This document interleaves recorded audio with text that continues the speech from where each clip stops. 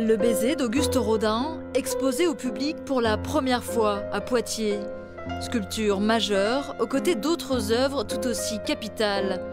Fugit à mort ou L'éternel printemps. Ici, un plâtre du portrait de Victor Hugo.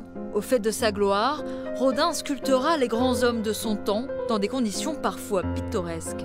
En 82-83, Rodin rencontre Victor Hugo qui accepte de le recevoir mais qui refuse de poser pour lui. Rodin croque furtivement dans sa main sur des morceaux de papier l'auteur et puis il court à sa terre puisqu'il modèle la terre, c'est ce qu'on appelle le sculpteur à l'époque, il modèle la terre aussi rapidement mais sans avoir de visu croquer l'artiste qui refuse de poser. Hugo, Balzac, les portraits de ces grands hommes signeront la consécration de cet artiste iconoclaste qui avait échoué 3 fois à l'école des Beaux-Arts. Mais c'est l'ombre d'une grande femme qui plane sur le travail de Rodin, celle de Camille Claudel, omniprésente. L'artiste le sculptera à travers ce plâtre original du portrait de Rodin.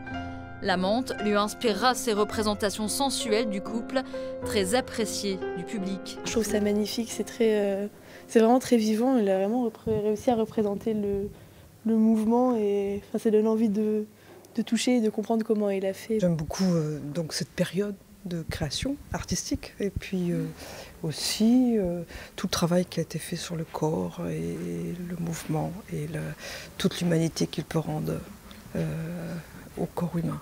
Bon, ça a été son maître, d'accord, mais après la finesse, la poésie et tout ça, je pense que c'est Camille Claudel qui est ma préférée, voilà. Définitivement entrelacées, les œuvres des deux artistes se côtoient désormais. Rodin rejoint son ancienne muse dans ce musée déjà riche de 7 sculptures de Camille Claudel.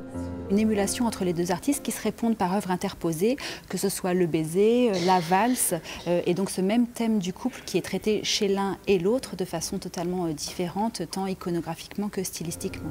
Le centenaire Rodin continue jusqu'au 18 mars à Poitiers, une exposition bientôt enrichie par l'arrivée de 3 nouvelles œuvres de Camille Claudel, fraîchement acquises par le musée Sainte-Croix.